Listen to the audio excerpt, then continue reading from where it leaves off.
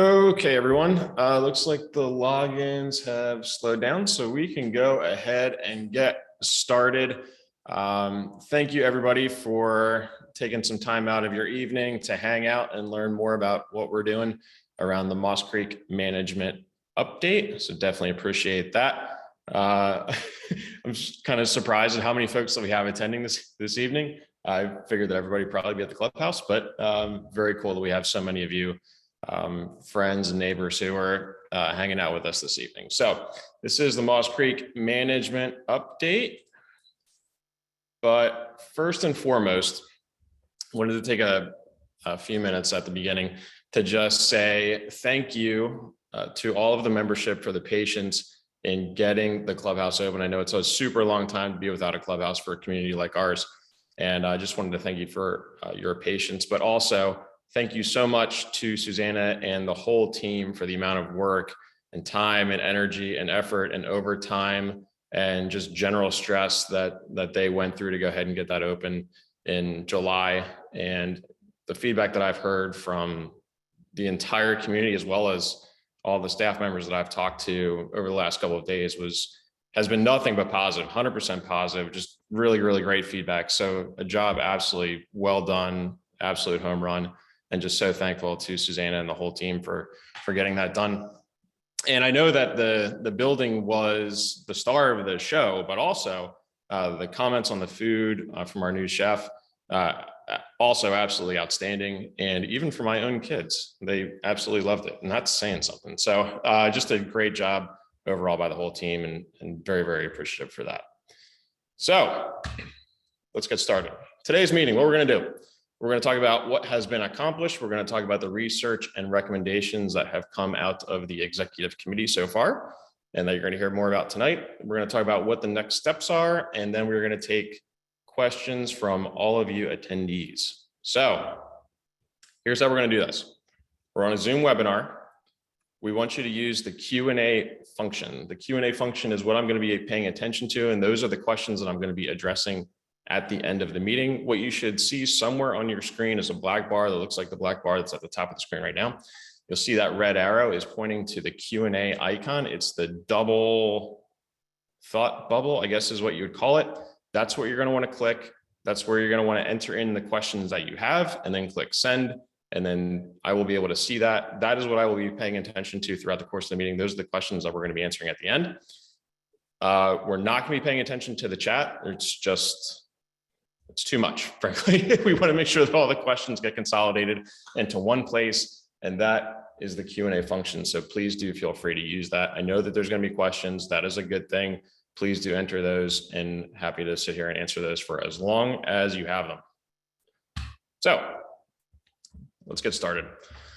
So what's been accomplished so far? So number one, the board has approved Susanna as the interim general manager. She's got all the necessary responsibilities and authorities that a general manager would have right now. And she is doing an absolutely fantastic job in that role. So that's number one. Number two, we have identified the various management models. So number one, self-management. Self-management is currently what we are doing.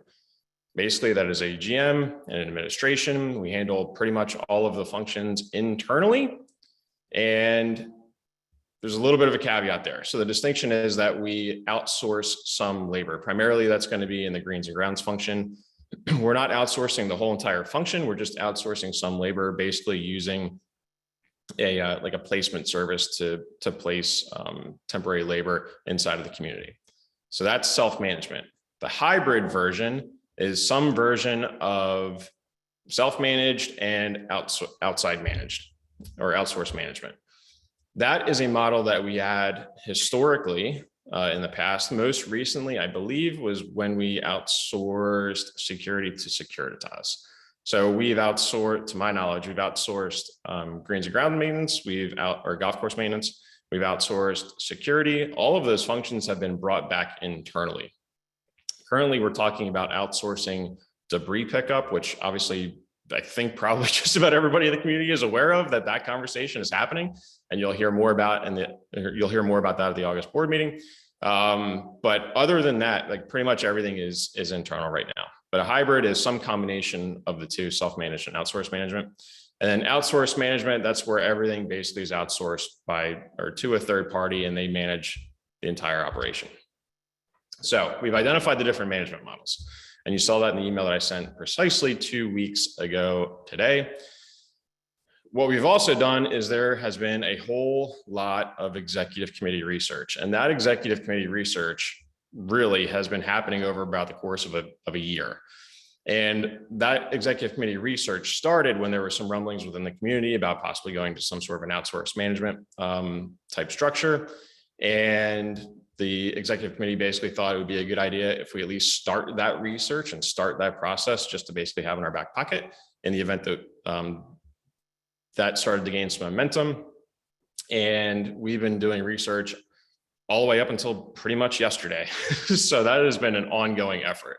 Now within that, it's been a lot of work, frankly, but there's been personal outreach to local communities, industry experts, realtors. There's a very deep dive with a community in Florida.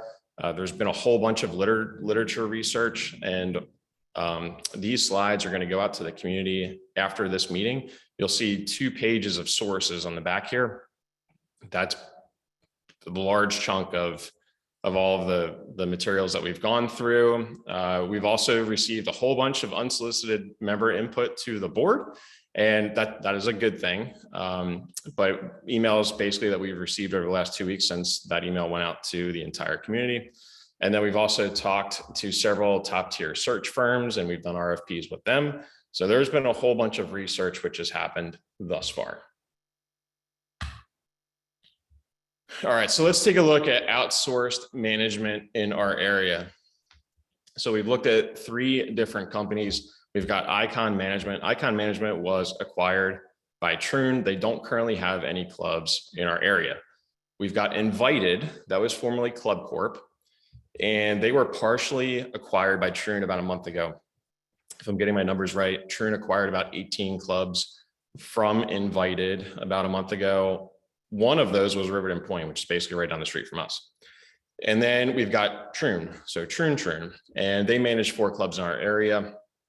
In fact, they manage a total of 5 clubs in South Carolina, 1 being Riverton Point, 2 being Belfair, Oldfield, Sun City, they manage the golf, and then there's Grand Dunes and Myrtle Beach, and that is a beach club only type of situation. I'll touch a little bit more on that right now.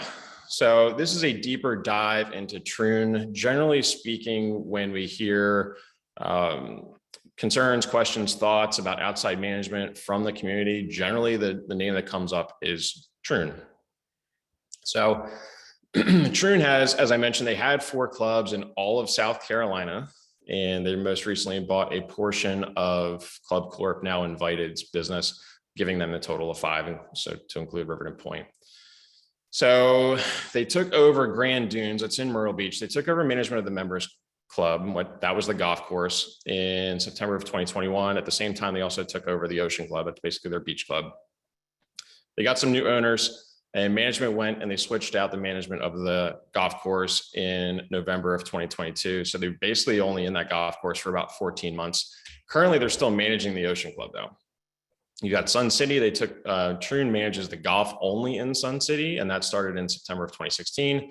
You've got Belfair, and they took over management there in October of 2017. And then most recently, and I think probably the best example, is Oldfield, again, right down the street.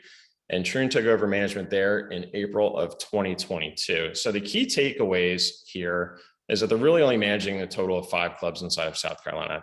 I know this slide says 4, that was basically the 4 that were germane to Troon itself before they went and bought a portion of Invited's business. Only 4 of those clubs out of the 5 have golf. So there's that. So not a whole bunch of golf management inside of South Carolina. The Grand Dune situation is interesting because they're out of there in such a short period of time. And then Oldfield is probably the best example that we've got right now in the local market, because they took over Oldfield in April of 2022. So just last year. And from published data that we've seen, so the Oldfield fee schedule from 2022, comparing it to 2023, those fees increased by our calculations 10.55%. Now, we all know that 2022 with inflation and just the way that the market was, you heard me talk about it last year ad nauseum. You've heard me talk about it this year ad nauseum.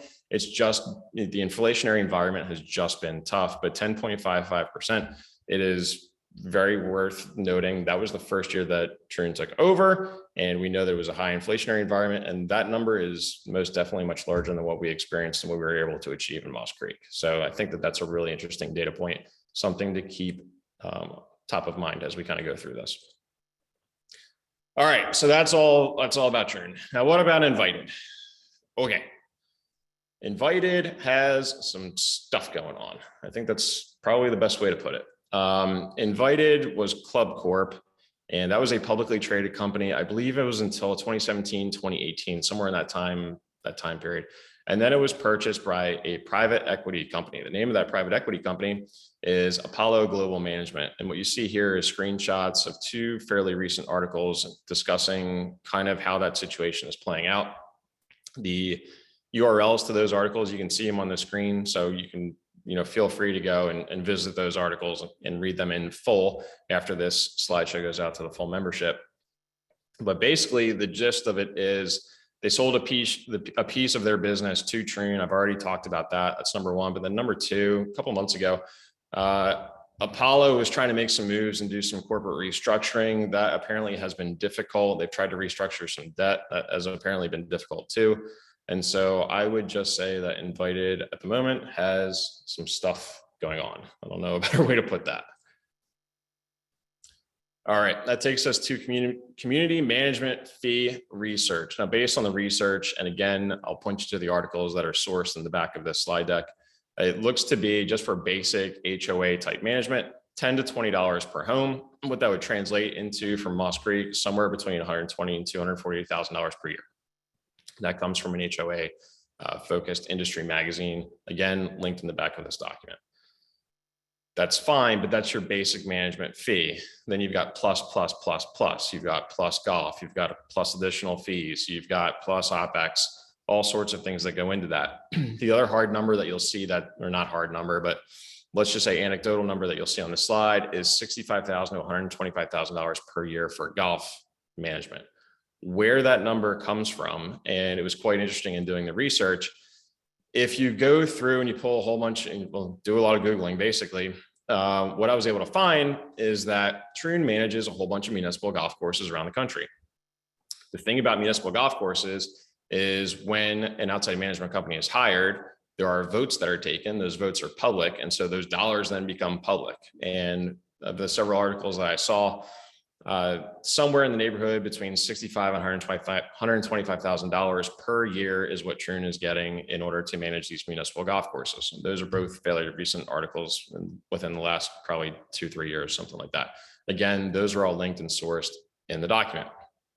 So that's kind of a very high level general flavor of what we can expect as far as costs.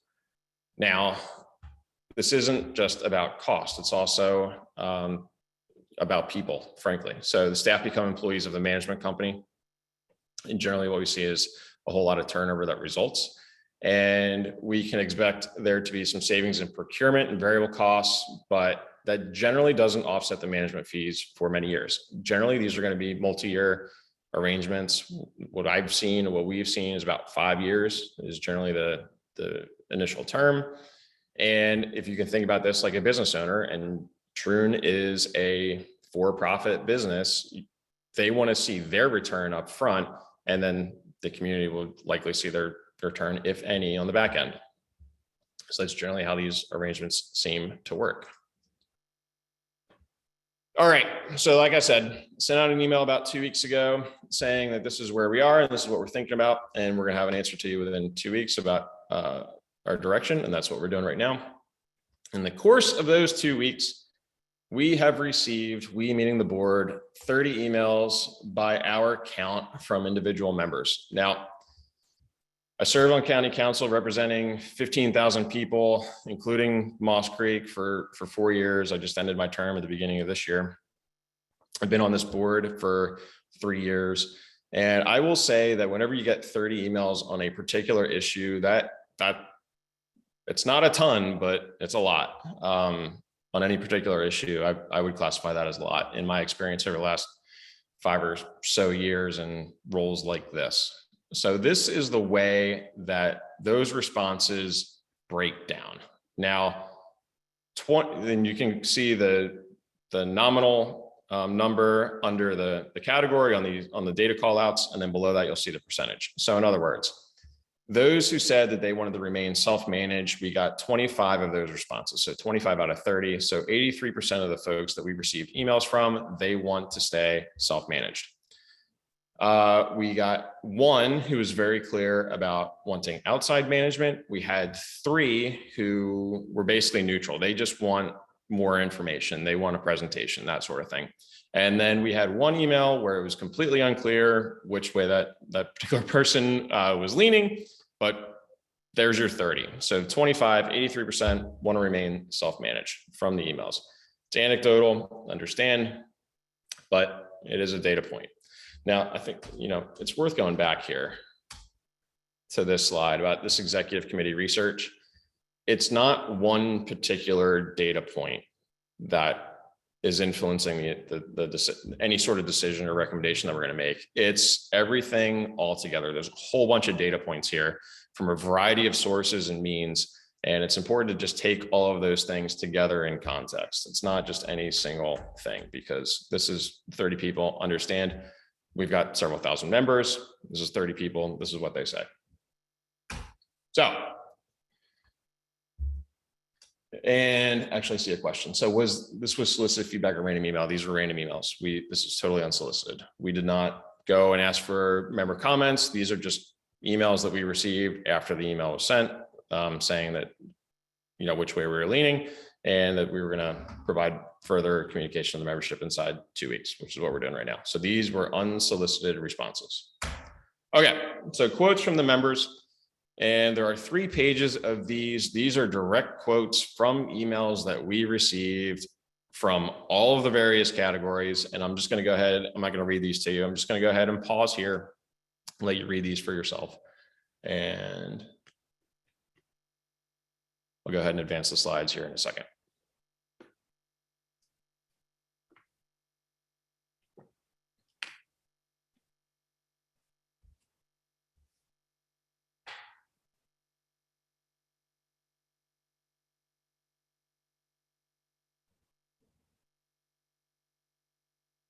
All right, next slide.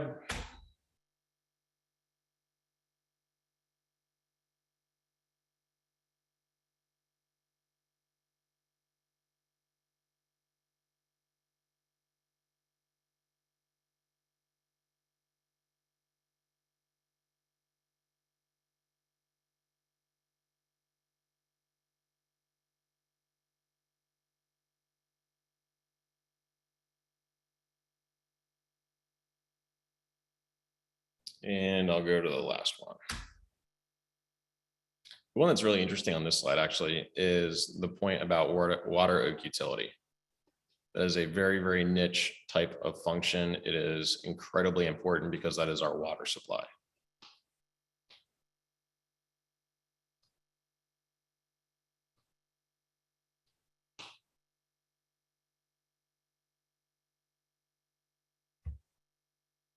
Okay, so hopefully everybody has had a chance to read those and ingest those. Again, we're going to be sending out the slides after this meeting, so you'll have a chance to fully digest those. But those are some of the quotes from the members from quite a few of the emails that we received. Okay, so as part of the research that the executive committee did was a very deep dive into or with a board member at a club in Florida who was going through a similar situation as actually what we're going through right now. So the GM resigned down there, and basically what they did was they tried to go down a parallel path. So they went down the parallel path of hiring a search firm, and then they also went down the path of trying to find outsourced management. They got themselves down to 2 firms on the outsourced management side.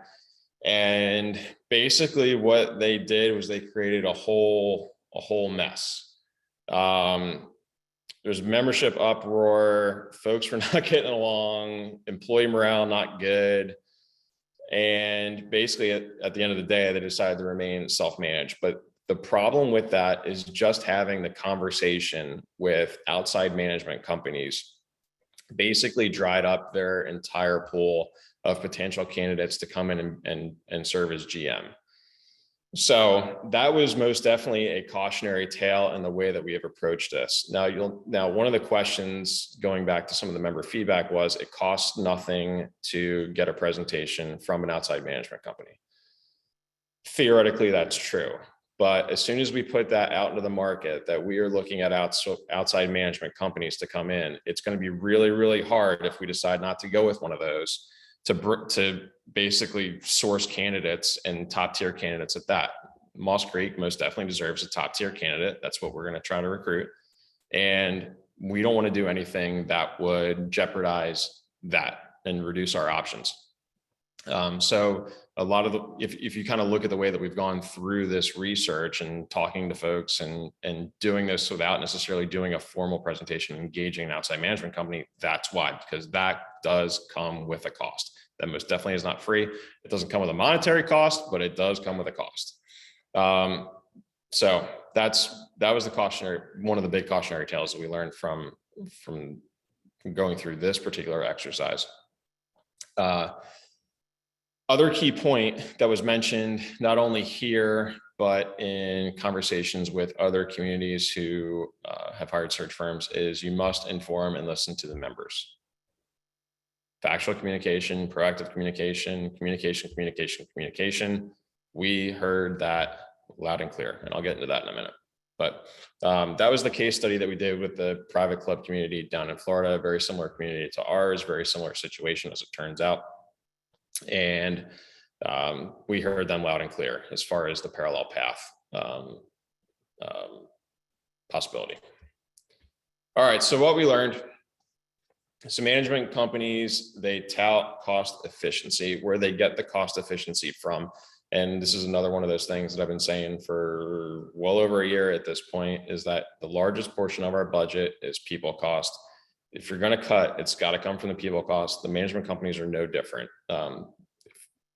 That's just math. Potential synergies could result in lower quality and doesn't necessarily result in lower fees. That points back to the Oldfield example. It's a really good example. It's local, it's recent, it's right down the street. We give up operational control, and these are generally multi-year contracts. Transitioning back from any sort of outside management is difficult. And then final bullet point down there, I just touched on that, but going down the parallel path, it's very difficult, and it could hamper any sort of search results that we do if we do decide to go with self-managed. So those are the key takeaways. Now, here's our conclusion. Our conclusion, and we are going to make this recommendation to the board from the executive committee, is to stay self-managed. Now, it protects the brand and the tradition. It's going to maintain continuity as best as we can inside the community. It's going to allow us to recruit the best professional that we can possibly find to fill the general manager's seat. And one of the things that I think is a key takeaway from all of the research that we did is that outside management is appropriate in some cases. It's generally appropriate where communities are experiencing some sort of dysfunction or where they're brand new. A really great example of a brand new community would be Riverton Point, where there's a developer that's involved, or communities where there are no policies, procedures, tradition, anything like that that's already in place. That is not Moss Creek. Moss Creek, I would say the board is operating very, very well. We have great processes in place to elect board members. We've currently got a great board. Look at the candidates for next year. We're probably gonna have a good board next year too. And we've got a really good administration as well, and with super long tenures. All of those things are super important to realize. And like, frankly, Moss Creek is not a dysfunctional organization. We don't have a dysfunctional board. That just doesn't, and we're certainly not new. Next year, we're going to be celebrating our 50th anniversary. So we don't really seem to fit in that bucket. And for all of those reasons, the executive committee is going to recommend to the board that we remain self-managed. Now, what are the next steps? The next steps, tomorrow, we're going to have a special called board meeting. The board meeting is going to be at 6 o'clock in Boswick. It's also going to be available via Zoom. We are going to vote on two things. Number one, to reaffirm the executive committee to act as the search committee. Number two, to engage Copland, Keebler, and Wallace as the executive search firm at a cost of $40,000 plus travel expenses not to exceed $5,000, and then to receive questions, comments, and feedback from the membership. So we encourage you to attend if you can, if you're not going to be one of the folks in the clubhouse having dinner. But certainly we've got 23 hours between now and that board meeting. If you have questions, comments, concerns, thoughts, email us. We're happy to take those things into account before the board meeting. If you need time to digest all the things that are being said, because I know that I'm throwing a whole bunch of information at you, feel free. Email us tomorrow, show up in person, whatever you want to do. We are here to take your feedback and your questions. Super important, and we want to hear it. So please do provide that. But those are the next steps. Going a step further. Now, Chris, you didn't say anything about a search committee. Okay, fine, fair enough. Let's dig into that. So the executive committee, which we are asking the board to reaffirm as the search committee, consists of myself, Pat Hughes, who's the vice president, Don Collins, who's the treasurer, and Jody Rolfe, who's the secretary. What we realized in going through this exercise and thinking about who the search committee should be. Number one, we have a policy that is already in place that basically affirms that the executive committee would be a search committee. It's policy 03-13. Pretty sure I got that right. It's basically a 20-year-old policy. It's been around for a hot minute. So that's the first piece. The second piece is that we're all board members. We have been elected to represent you in the community. Not only that, but we have been elected by the board to serve in those roles. So that's kind of the logic that goes into making that recommendation. It's consistent with the policies that are already in place. What we heard from a whole bunch of the folks that we talked to, small groups are just generally more manageable. And frankly, we debated this very, very heavily for several weeks, and it was a lively debate, very, very substantive. It was a great exercise, but it became very, very clear that we were going to spend a whole bunch of time trying to get to some sort of unanimous tongue-tied consent, trying to figure out any sort of other arrangement, and that's not where we want to spend our time, energy, and effort, because the functions of the search committee are to be a liaison between the board and the community and the search firm. It's also to get us from here, and where I would describe here as is the starting line, to the last 2 or 3 candidates. It is not to make the final decision. It is not the search committee is going to sit in smoke-filled rooms and out's going to pop a GM at some point later. That is not what we are going to do. That is not what we are here for. It's basically just to whittle down whatever the initial pool of candidates is going to be a liaison with the search firm, and get us down to those last 2 or 3 candidates. That's all that the search committee is there for. I need to be super, super clear about that. We're not going to do this in a dark, smoke-filled room. We are not going to do this in secret. It's just a small group that is consistent with the policies that are already in place in Moss Creek, that can get us down to a manageable number of candidates. And then that's when the real vetting is going to happen. Ultimately, per our bylaws, the board is going to make the decision on who the next GM is going to be. So tell us more about Copland, Keebler, and Wallace. Well, Boardroom Magazine named them the best search firm since 2006. So that is a really long time. We've met with them 2 or 3 times at this point. There's been a number of email exchanges. They have been very, very professional. Their process is very impressive. They've been super responsive, super clear, super helpful. Just generally very, very impressive. They've been used by other local communities, several of which the executive committee has talked to and vetted. They are communities that you would have heard from or heard of, well-known communities, and they all had glowing reviews of KKW. So that's a good thing. One of the questions that we have gotten over the past month or so is, hey, what if we use club benchmarking? Well, there's a thing called the Club Leadership Alliance. which is the McMahon Group, Copley Keebler-Wallace, and Club Benchmarking, and they are all members of this alliance. So that seems to be a synergistic fit with what we were trying to do and with Club Benchmarking, who we've used for years now.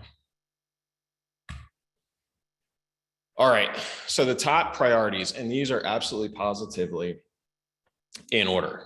Number one, involve the membership throughout the process. Number two, involve the full board throughout the process. And then number three, follow KKW's proven process. They have a proven process. This is what they do all of the time, every day. They are professionals. They are very, very good at it. Clearly, we need to make sure they're following a process.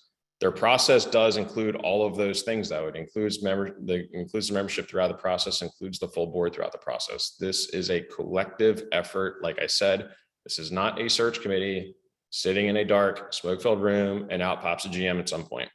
It's not what we're doing. This is going to be a collaborative effort with everybody in the community. Does not mean we're all going to vote on it, but it's going to be a collaborative effort. Now, more on that.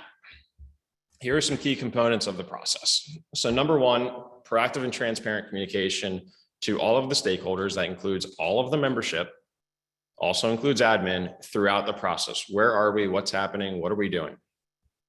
It's an absolute key to this whole thing. You've heard me say for months and months and months now, proactive communication, proactive communication, proactive communication. It costs us absolutely nothing to do it well. And it's super important. It's probably, in my opinion anyway, one of the biggest components to the member experience. Communication, and then just more communication. So that's number one. Number two, we're going to develop the candidate profile.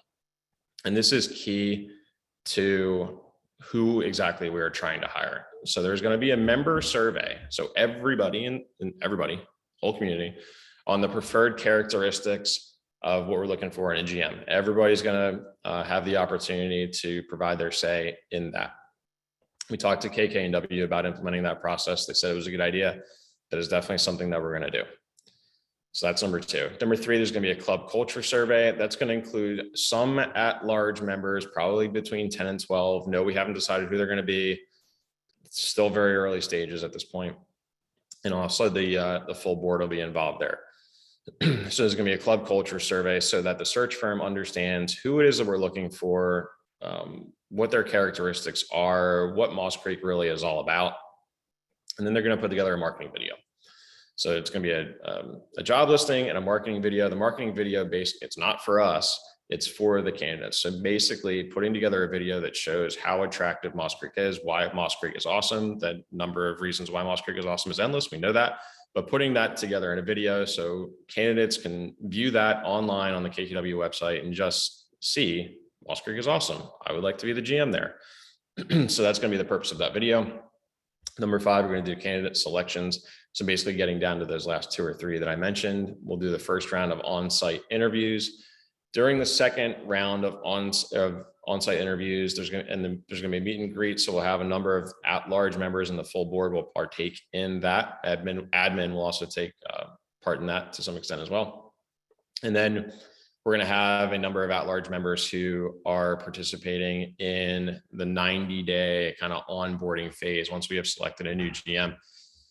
How many members that will be, what that will look like, not entirely sure yet. However, the purpose is just so that a new GM can come into the community, understand who the members are, various clubs, groups, things like that we have in the community, and just basically understand how to do a good job and feel like they are welcome and feel like they are part of the community once they get here. So that is not the entire process, but that's kind of the high level overview of what the process is going to look like and how the membership is going to be involved there, and the board for that matter. Okay, that takes us to FAQs. So hopefully I'm going to pre-answer some of the questions that you're going to have. So who will decide who the next GM will be, and will it only be the search committee? Absolutely, positively not. The full board, per the bylaws, is going to hire the next GM. The search committee is going to be tasked with the job of getting from the start line to the last few candidates, and then being a liaison between the community and the search firm. So that's it. So how do we decide who would be on the search committee? Policy statement 0313 So consistent with current Moss Creek policies. And then for all the reasons that I stated, we've been elected to represent the community. We've been elected by the board to fill those various roles. I don't know what else more to say about that. The feedback that we've gotten from a number of people that we've talked to is keep the search committee small, just for the purpose of facilitating it and getting it done in a timely manner. So that's basically how we landed on that. Like I said, there was a whole bunch of debate around that. I promise you, it was a lot, and it was way more than one meeting. Okay, so that's number two. Number three, why didn't we hire more than one search firm? Well, the search firms cost money, and the industry standard is to pay basically a flat fee. So some of you who have been in business and industry may have used search firms, and what you probably did was pay some percentage of salary for the candidate that you were trying to attract. That is not what we are doing here. It is a flat fee. So we obviously only want to pay that once. And then number two, what we don't want to do is create some sort of a convoluted process where we're having to, just logistically, that would not be a thing. Every search firm is going to have their own process. We can't run parallel processes with two different search firms like that. No, just not a thing. All right, number four, how long will the search take? High level, 12 to 16 weeks. In practice, what we're probably looking at is probably 4 to 6 months. We are getting toward the end of the year. Bonuses get paid out toward the end of the year. It makes it, holidays, things like that, makes it a little bit harder to transition. So I would anticipate probably 4 to 6 months. I think that seems fair. Obviously, if we can get somebody in sooner, all the better. And obviously we will work as hard as we possibly can to facilitate that. Number five, how much will the new GM make, and will that amount be made public? No, the amount will not be made public. The reason why it will not be made public is, number one, it makes it harder to recruit a GM if the entire community, thousands of people, knows how much they make. Nobody wants that. This is not government. This is a private enterprise for all intents and purposes. How much will the GM make? Again, we're not going to make that number known, but it is going to be a market rate. Obviously, if we want to attract the best talent, we have to pay a market rate. The market rate is what the market will bear. Don't know how else to put that.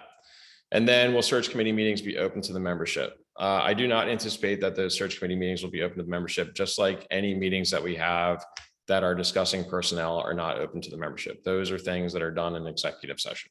So that's what I would anticipate. So those are the FAQs. I'm imagining that there are more questions. And so that brings us to the community questions now. It looks like we have about 15. All right, cool. Was the feedback solicited or random email? I already answered that question. So that was not solicited feedback. Those were just emails that various members decided they wanted to send us. So that was Bruce Feinberg. So Melody Thorne lived in a Troon managed property. They are all about their bottom line. They care less about the neighborhood or employees of the neighborhood. Okay, so that is a comment, not a question, but that's okay. Good feedback. Judy Sparzo, did the Florida club also say that employees left during the talk about third parties? Our labor issues hardened off and our staff is exceptional? This sounds like an unnecessary risk. Yes, correct. They most definitely had labor issues that came along with that. Anytime that you create we all know, anytime you create an environment where there is a whole bunch of uncertainty, it's never a good thing for retaining employees. So underpaying employees, it's not good for retaining employees. Creating an environment of uncertainty, that's not a good environment for retaining employees, things like that. So where we can eliminate unnecessary risks, yes, absolutely. We want to do that. And that's a large part of the reason why we are recommending the path that we're recommending. So thank you, Judy. Lynn Allen, we were very lucky to have a manager as mature and professional as John Miller. Is there any plan to honor his service here with a retirement party? No, there is no plan at this time. What is the point to hire an executive search company? An executive search company has a very large network, and it's all that they do. So they hire GMs and other professionals for club communities like ours. That is all that they do. So they have access to a huge network. They have expertise that we don't necessarily have internally on the board. They've got a fully baked process. There's a lot of value that comes with hiring an executive search company for sure. How do you select the search firm? Are they specialists in this area? Yes, they're absolutely specialists in the area. Again, all they do is club communities, and they're part of the Club Leadership Alliance. The way that we selected the firm, we looked at least 4. We decided to talk to 2 and get proposals from 2. And it was very clear that KKW was the best option there for sure. Thanks, Mike. Bruce Feinberg again, can you provide email address to receive comments, please? So the board's email addresses are on the Moss Creek website. If you want, go ahead and email me. Do you want me to collect all those, Chris? Because I can at the Moss Creek email, if that's helpful. Super helpful. Thank you for volunteering. So if you just want, and we'll put this in the package we send out in the morning, but our general email is mosscreek@mosscreek-hiltonhead.com. It's easy for me to collect all those and put all that in a format for the board to receive all at one time versus flooding a board member's email. So if people want to send questions, comments to that email, and as I said, we'll send the slide deck and this recording out in the morning, and we'll include that information as well.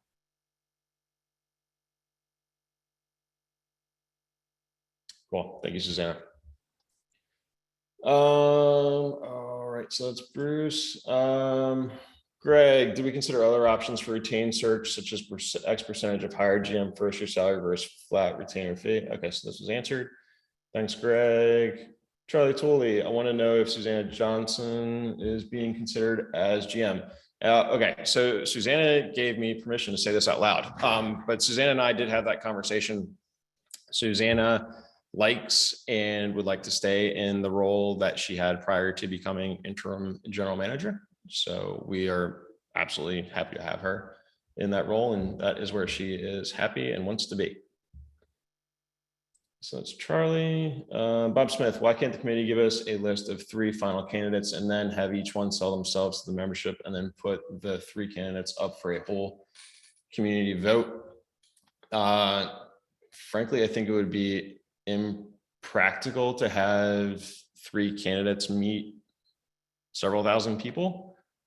Just logistically, I don't know how we would make that happen and make that happen adequately. And again, the community, the bylaws give express authority to the board to hire the GM. And so putting it up to a community vote, that's definitely not something that's in the bylaws. And, you know, like I said earlier, the board is essentially hired by the community to serve the community in the best interest. We all have the same interests. Every last one of us has the same interest. We want Moss Creek to be as awesome as possible. And so that is best left to the board, and that is what the bylaws state. Is KKW the same firm or a component that provided most recent GM? Yes, that is correct. You were on the right path, very comfortable with your pursuit of a new GM. So thank you so much for that, Marcia. Hopefully I didn't mispronounce your name. Sorry if I did. Deborah Geiger, what was the recruitment process for the previous GM? I was not here. So I think the process is going to be fairly consistent. I know that KKW has iterated their process over the years, but I think it's relatively the same. Susanna, if you want to provide more context to that, by all means. In reviewing what the process is and being here with the process last time, it looks pretty similar. Awesome. Thank you so much. Okay. And then Tim, coming from a search background, I reviewed the search firm's background. Looks like a great pick based on specialty and the fee structure, very reasonable. I assume that interested internal talent will be given consideration and put in the pool of candidates if qualified, correct? Yes, and everybody will go in the same pool and follow the same exact process. And thank you, Tim. Bruce Sellers, will the new GM contract be like the old one, only visible to HOA president? I believe that I answered that. We're not going to make that contract public for all the reasons that I stated. Jill Nickel, does the current search committee stay in place if the search goes longer and the board executive committee transitions? I don't expect that will be the case. We will most definitely cross that bridge if we get there, and we'll know, I would say probably in fairly short order. But I wouldn't expect that to be the case. I mean, I think a lot of the time that's going to be spent is after we get down to those 3 candidates or so, and then the whole board is going to vote on that. At that point, the search committee is pretty much done. So I mean, if that takes more than 4 months, holy cow, we got a different issue, but I think we'll be okay. So hopefully that answers your question, Joe. Okay, so those are all of the questions that I see so far. I see that there are still 75 participants who are left, and I will stay as long as you all have questions. So feel free to type those up, shoot those over. Now, like I mentioned earlier, the slides, and I'll show you, there are 2 pages here of sources as well. Those are definitely worth checking out. So you can kind of see where we got our information from. Slides are going to go out, recording is going to go out as well. Feel free to take a look at this presentation again. Feel free to look at the slides. If you have questions between now and tomorrow's board meeting, please do send those over. If you have comments, please do send those over as well. Happy to see and hear those. And then please do show up at the board meeting tomorrow. Have your voices heard. And like I said, we're going to be voting on 2 matters tomorrow, and hopefully we see a lot of the community there. And apart from that, So we do have the agenda posted online on the member website, and on the agenda is the Zoom meeting ID and passcode. So if you want to attend by Zoom, you can do that, and the meeting's at 6 p.m. okay, we got a couple more questions. Awesome. Judy Sparzo, thank you so much. Bruce Sellers, just to follow up, does the rest of the board have visibility to the GM contract? Yes, I believe the entire board has seen the GM contract, if I'm not mistaken.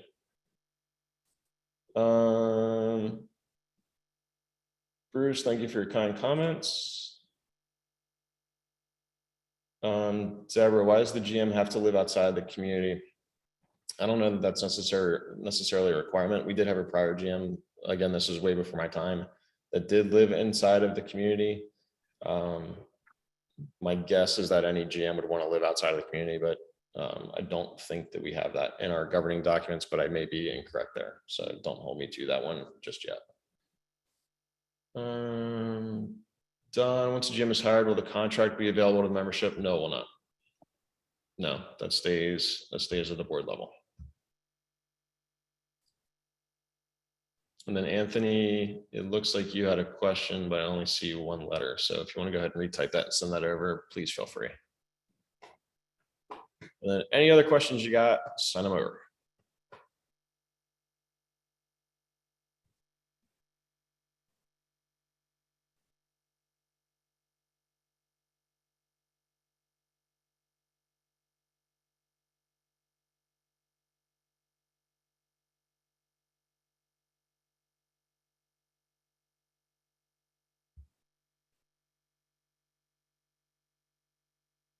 Thanks for the kind comment, Greg. Appreciate that.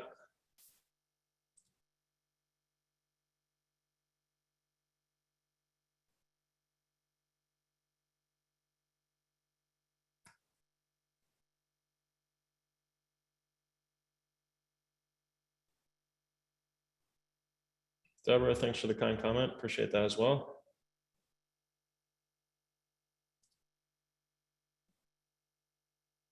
Marilyn, thank you so much.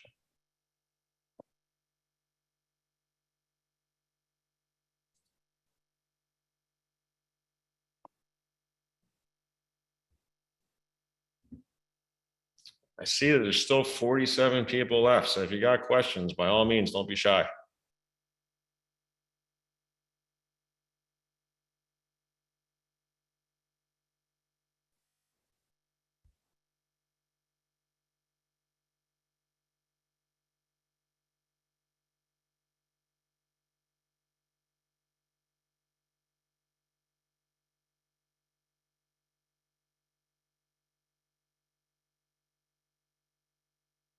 All right. I see most people are dropping off at this point. So Suzanne, I think we can go ahead and close up shop. But for those of you still here, thank you so much for attending and thank you so much for being engaged members of the community. We really appreciate it. We couldn't do it without you. And, if you've got feedback between now and tomorrow, or if you want to come to the meeting, please do so. We would love to see you. So thanks so much, everybody. Appreciate your time this evening and have a great rest of your day.